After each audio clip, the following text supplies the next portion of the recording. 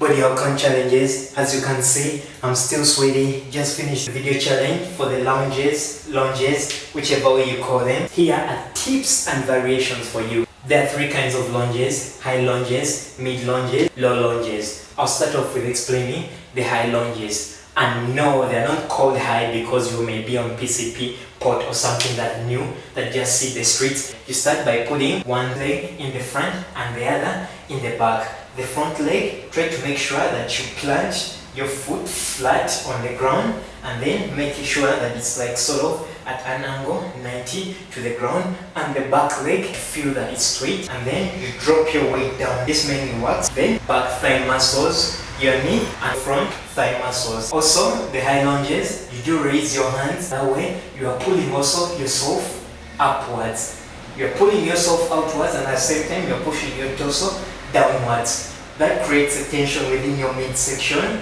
And as you can notice, you are reducing also your chest volume, putting a heavy load onto your breathing and as well as your heart muscles. That's good for you in that it helps to improve with your breathing as well as endurance. And as usual, you have to switch it back and forth, then onto your right, and then the same thing. For the mid lunges, put your one foot backwards, but then your back leg, you sort of like bend it in a little bit.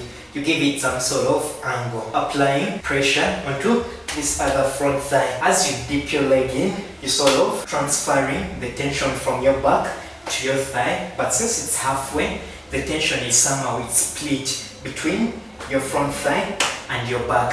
For this side, it's sort of like mild in that now you're transferring all that weight to the other side, and at the same time, keep pushing your torso down. For the mid lunges, if you did notice, I did interlock my fingers behind my back. That somehow helps in that I've reduced the tension within my chest, but now I'm transferring it onto my shoulders. Otherwise, I'm working out this leg and as well as my shoulders. I try to make sure that I do pull my hands outwards and then poke my chest sort of like in the front. From there, we did move on to the low lunges. What I noticed is that I forgot to put some padding onto the floor, and as I went into the low lunges, I was sitting my knee on the ground. Try to be safe to avoid scraping of your knee or any other injuries that may result.